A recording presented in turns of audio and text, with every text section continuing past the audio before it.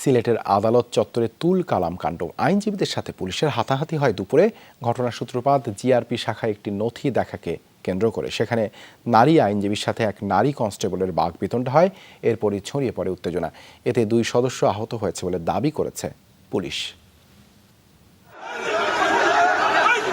সিলেটের আদালত চত্বর, হঠাৎ পুলিশ ও আইনজীবীদের উত্তেজনা, হাতাহাতি।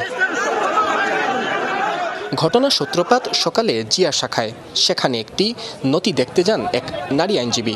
তার সাথে বাকবিতণ্ডা হয় দায়িত্বরত নারী কনস্টেবলের। এর জেরেই দুপুরে ছড়িয়ে পড়ে উত্তেজনা। তারপর পুলিশ সদস্যরে পুলিশ ওই যে বিউটিরে মারতে ওই চেয়ার উল্টিয়ে লইয়া পড়ে। চেয়ার লইয়া উল্টিয়ে যখন পড়ে তখন গিয়া দৌড়িয়ে গিয়া এমনি গিয়া আরো জন কনস্টেবলের পিছনে গিয়া মহিলার পিছনে গিয়া লুকাইছে।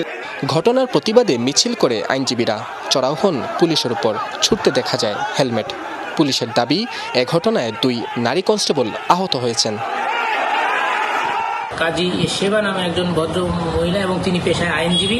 তিনি তাৎক্ষণিকভাবে কক্ষে এসে কোনো কিছু না বলে একজন মহিলা কনস্টেবলের উপর উপর্যুপরি আঘাত শুরু করে, তাকে চুলের মুঠি ধরে এবং তাকে চেয়ার থেকে ফেলে দেয়।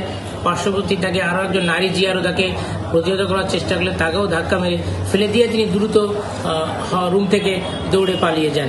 ঘটনার পর উত্তপ্ত আদালত চত্বর। এ বিষয়ে গণমাধ্যমের সামনে কথা বলতে রাজি হননি আইনজীবীরা।